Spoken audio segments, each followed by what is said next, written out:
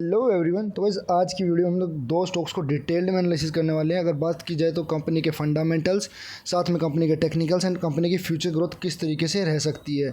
सबसे पहले स्टॉक की बात की जाए तो कंपनी का नाम रहने वाला है एवेन्यू सुपरमार्ट डी-मार्ट। कल के दिन हमको स्टॉक के अंदर लगभग 2.5% की तेज़ी देखने को मिली। तेज़ी के पीछे रीज़न का डिस्कस किया जाए तो आप लोग देख सकते हैं यहाँ पे कल के दिन मोतीलाल ओसवाल की रिसर्च रिपोर्ट पब्लिश हुई थी कंपनी को लेकर, जिसके अंदर कंपनी के टारगेट्स 4200 के बताए गए थे। एज ऑफ नाउ हम लोग टारगेट्स को अवॉइड करके चल सकते हैं क्योंकि टारगेट्स ईजिली बीट भी होते हैं, मिस भी होते हैं, बट जो मेन इंपॉर्टेंट चीज़ रहती है वो होती है कंपनी की रिसर्च रिपोर्ट। तो रिसर्च रिपोर्ट को मैंने डिटेल में एनालिसिस कर लिया। तो की पॉइंट्स की अगर बात की तो पहला की पॉइंट था कंपनी का SSSG, जिसको कि हम लोग बोलते हैं सेम स्टोर सेल्स ग्रोथ। तो कोविड से पहले जितने अगर फॉर एग्जांपल हम लोग बात करें ये एक कंपनी की स्टोर है, तो कोविड से पहले जितने कस्टमर्स इस स्टोर के अंदर कंपनी के अंदर आ रहे थे उतने कस्टमर अभी भी रीच आउट नहीं किए गए हैं। बट अगर वहीं बात की जाए जो स्टोर्स कंपनी की 2 साल से पुरानी, फॉर एग्जांपल कंपनी एक्सपांशन हर साल करती जा रही है, बट जो स्टोर्स जिन एरियाज़ के अंदर 2 साल से ज़्यादा पुरानी हो चुकी है उनके अंदर ग्रोथ हमको एक्सट्रीम देखने को मिल रही है। 20% से भी ज़्यादा कस्टमर की ग्रोथ हमको ईयरली बेसिस पे उन स्टोर्स के अंदर देखने को मिल रही है। दैट मीन्स जितनी स्टोर्स अभी हाल फिलहाल में 2 साल में ऐड हुई है उनके अंदर भी ग्रोथ आने वाले 2 साल में देखने को मिलेगी। साथ में कंपनी अपने एक्सपेंशन को बढ़ाती जा रही है। वहीं अगर बात की जाए कॉम्पिटिटिव मोड कंपनी को देखने को मिलता है, फॉर एग्जांपल जियो या फिर रिलायंस रिटेल की बात करें, वी मार्ट की बात करें, तो उनकी मोस्ट ऑफ द स्टोर्स अगर बात की तो लोन पे चलती है या फिर उन्हें रेंट पे चलती है। डी मार्ट्स की जितनी भी स्टोर्स है वो सेल्फ स्टोर रहते हैं, तो उसकी वजह से कंपनी को रेंट भी नहीं देना पड़ता है, तो इस वजह से कंपनी के मार्जिन भी इंप्रूव होते हैं। साथ में बात की तो बाकी स्टोर्स के कंपेरिजन में अगर डिस्काउंट देखा जाए तो मोस्ट ऑफ द प्रोडक्ट पे डी मार्ट सबसे ज़्यादा डिस्काउंट देता है। तो इस वजह से इनको एक्सपेक्टेशन है कि आगे चल के कंपनी और अच्छा ग्रोथ कर सकती है, तो इस वजह से इन्होंने अपने टारगेट्स को बढ़ाया है। As of now target important नहीं है, ये सभी के सभी पॉइंट्स हम लोग पहले भी डिस्कस कर चुके थे। बट अगर बात करें पिछले 5 साल के अंदर आप लोग देख सकते हैं ईवी ग्रोथ जो कि कंपनी की रहने वाली ईवी बाई बिट्टा 60x पे ट्रेड कर रही थी। एंड वहीं अगर बात की जाए पी रेशियो तो जो कि 99 पे ट्रेड कर रहा था।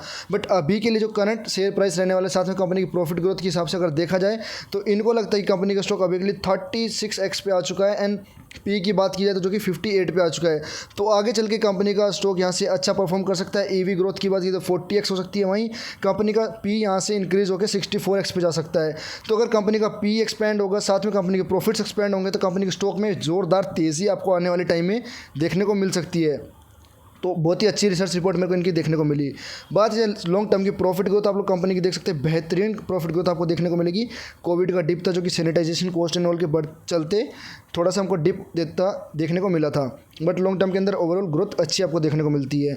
वहीं अगर कंपनी के स्टॉक में गिरावट का रीज़न डिस्कस किया जाए तो एफआईज की सेलिंग आप लोग देख सकते हो, एफआई कंटिन्यूसली स्टॉक के अंदर सेलिंग कर रही है। वहीं अगर डीआईज की आप लोग बात करेंगे तो पिछले 4 क्वार्टर से डीआईज कंटिन्यूसली कंपनी के अंदर अपना स्टेक बढ़ा रही है। आगे चलते कंपनी के टेक्निकल्स को डिस्कस कर लेते हैं। तो मोस्टली अगर आप लोग देखते हो कंपनी जो कि मेजर सपोर्ट रहने वाला जो कि 3200 का रहने वाला है, वहाँ से कंपनी के स्टॉक ने हिट किया था। एंड उसके बाद में हमको लग रहा था कि डब्लू बॉटम बना के कंपनी का स्टॉक ऊपर जा सकता है। But as of now company के रिजल्ट्स उतने अच्छे नहीं आए। ये नहीं कि कंपनी के स्टॉक में गिरावट की वजह से कि भाई कंपनी में कोई इंटरनल प्रॉब्लम है या फिर कोई स्कैम हो चुका है। कंपनी की जैसे कि फॉर एग्जाम्पल पहले इन्वेस्टर एक्सपेक्टेशन करते किसी भी कंपनी से कि 25% की ग्रोथ हर साल मिलेगी, बट वो 25 से रिड्यूस होकर 20 हो जाती है, तो फिर वहाँ पे थोड़ी बिकवाली आती है। तो इस तरीके से अभी के लिए कंपनी की सेल्स या फिर प्रॉफिट ग्रोथ जितनी की जा रही थी 30 से 35% की, अभी के लिए कंपनी वो नहीं दे पा रही। इस वजह से कंपनी के स्टॉक में बिकवाली होनी लाजमी थी। बट अभी के लिए आप लोग देख सकते हो कंपनी के बॉटम ऊपर शिफ्ट होते हुए आपको दिखाई देंगे। कंपनी का बॉटम पहले बना 3200 पे, फिर बना 3350 पे, सॉरी 3300 पे एंड 3350 पे अभी के लिए कंपनी का बॉटम बनता हो कंपनी का स्टॉक ऊपर जा रहा है। यहाँ से मुझे नहीं लगता कि कंपनी का स्टॉक बहुत ज़्यादा ऊपर जाएगा, बट ये एक 3800 का हर्डल है और उसके बाद एक 4000। तो इन्हीं लेवल्स पे मेरे अकॉर्डिंग स्टॉक अभी के लिए ट्रेड कर सकता है। कंपनी के स्टॉक को ऊपर जाने के लिए या तो फिर एक बहुत अच्छा एक्सपेंशन या फिर कोई केपेक्स या फिर कोई गुड न्यूज़ आनी ज़रूरी है, या फिर कंपनी को अपने प्रॉफिट्स या फिर जो नेक्स्ट क्वार्टर में रिजल्ट्स आएंगे उनको इंप्रूव करने की ज़रूरत है। उसके बिना आई गेस ये स्टॉक 4000 से ऊपर जाने में अभी के लिए हिम्मत नहीं दिखा पाएगा। इसी रेंज में कंसोलिडेशन कर सकता है। तो आप लोग भी चाहें तो एक्यूमुलेशन कर सकते हैं। 3250, 3300 से लेकर 3400 तक का भी लेवल इंपॉर्टेंट रहने वाला है। अभी के लिए कंपनी के स्टॉक में मोर देन 38% का डिस्काउंट अवेलेबल है। बात की जाए नेक्स्ट कंपनी की, कंपनी का नाम रहने वाला है फाइन ऑर्गेनिक्स। कल के दिन फ्लैट क्लोजिंग देखने को मिली, बट पिछले अगर 5 दिन की बात की तो कंपनी के स्टॉक में मोर देन 15% की तेज़ी आपको देखने को मिली है। मोतीलाल ओसवाल की रिपोर्ट आई थी 4-5 दिन पहले, उसके बाद से कंपनी के स्टॉक में एक अच्छी खासी तेज़ी आपको देखने को मिली है। तो इनकी तरफ से क्या रिसर्च रिपोर्ट रहने वाली है, तो रिसर्च रिपोर्ट में इन्होंने कहा था कि जो कि कंपनी के रिजल्ट्स है एस्टिमेट्स को बीट किया या फिर हायर रहे हैं। किस फ्रंट एंड पे? प्रॉफिट के फ्रंट एंड पे। सेल्स की बात किया तो अभी के लिए डिप देखने को मिला है। तो ये कंपनी के प्रॉफिट्स क्यों बढ़े हैं या फिर इतने अच्छे कैसे इंप्रूव हुए, तो उसके पीछे से दो रीज़न रहने वाले हैं इनके एक्सपेक्टेशन के अकॉर्डिंग। पहला रीज़न रहने वाला है कि रॉ मटेरियल की जो कॉस्ट है वो डिक्रीज़ हो गई थी, साथ में जो कि कंपनी ने हाई प्राइस कॉन्ट्रैक्ट्स कर रखे थे, जो कंपनी के कॉन्ट्रैक्ट्स थे पहले से जो कि हाई प्राइस पे थे वो, एंड साथ में रॉ मटेरियल की कॉस्ट गिरने के चलते कंपनी के प्रॉफिट्स में इंप्रूवमेंट देखने को मिला है। बात की जाए आगे की, तो इनके अकॉर्डिंग कंपनी के मैनेजमेंट में जो कि एक्सपेक्ट किया जा रहा है अभी के लिए जितने भी प्लांट्स कंपनी के एक्सपेक्ट फ्रॉम दिस, जो कि अभी के लिए वर्किंग नहीं है, तो इन प्लांट्स के अंदर अभी के लिए जो कि फुल कैपेसिटी पे ये लोग काम नहीं कर रहे हैं, बट आने वाले एंड में या फिर ईयर एंड आप लोग बोल सकते हैं 2023 के, तो ये वाला प्लांट भी ऑन हो जाएगा। साथ में बाकी जितने भी प्लांट्स हैं जो कि मिनिमल कैपेसिटी या फिर एवरेज कैपेसिटी पे रन कर रहे हैं वो अपनी हाई कैपेसिटी पे पहुंच जाएंगे एंड फुल आउटपुट देने लगेंगे। उसके अलावा अगर बात की तो कंपनी ने नए प्रोडक्ट्स को भी ऐड किया, आप लोग यहाँ पे देख सकते हैं personal care, food and coating category के अंदर कंपनी एक्सपेंशन करते हुए आपको दिखाई देगी।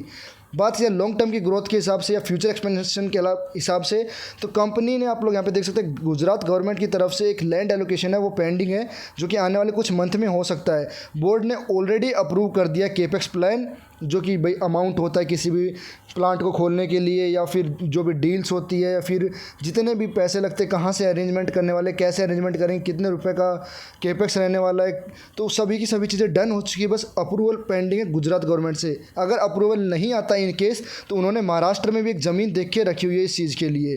बात ये कंपनी का थाईलैंड प्लांट 2025 तक खुल के रेडी हो सकता है, तो फ्यूचर ग्रोथ के हिसाब से भी देखा जाए तो कंपनी बहुत ही अच्छी लगती है।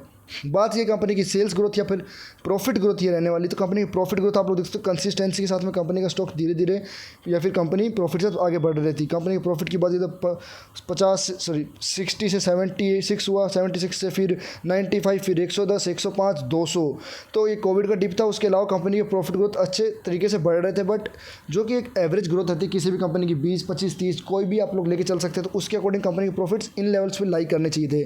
बट एकदम से आप लोगों को पता है चाइना लॉकडाउन भी हुआ एंड बाकी एक्सटर्नल फैक्टर्स के चलते कंपनी की प्रॉफिट ग्रोथ में एक शार्प जंप देखने को मिला। अगर हम लोग बात करें तो प्रीवियसली हमने नवीन फ्लोरिन के अंदर भी वो चीज़ ऑब्जर्व करी थी। तो यहाँ से होगा क्या कि एक डिप ऐसे बिल्डिंग बन सकती है, बिल्डिंग की अगर बात या फिर ऐसे इंक्रीमेंट आपको देखने को मिल सकता है। तो यहाँ ऐसा कुछ नहीं है कि भाई कंपनी की प्रॉफिट ग्रोथ थी फिर डिप हुई फिर वापस इंक्रीमेंट होती है, आपको दिखाई देगी इस तरीके से। तो लॉन्ग टर्म में कंपनी अच्छी रहने वाली। वैल्यूएशंस की बात की जाए, जिस वैल्यूएशन पे अभी के लिए ट्रेड कर रहा है बहुत ही अच्छी वैल्यूएशंस पे ही रहने वाला है।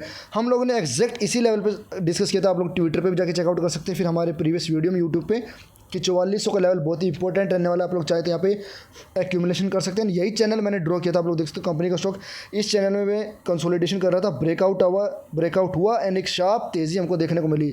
रेजिस्टेंस जो कि हमने डिस्कस किए थे 4800 एंड 5200 के, तो 4800 का तो जो रेजिस्टेंस था इस चैनल का उसको तो ब्रेकआउट ईजिली दे दिया एंड जो कि रेजिस्टेंस बनता है लॉन्ग टर्म के पर्सपेक्टिव से देखा जाए तो 5200 का। अगर इस लेवल को कंपनी का स्टॉक ब्रेकआउट दे देता है तो फिर उसके बाद आई गेस एक अच्छी खासी वी शेप रिकवरी या फिर मैं बोलूँ तो कंपनी का स्टॉक का जो ट्रेंड बना हुआ है अभी के लिए वो रिवर्सल हो जाएगा।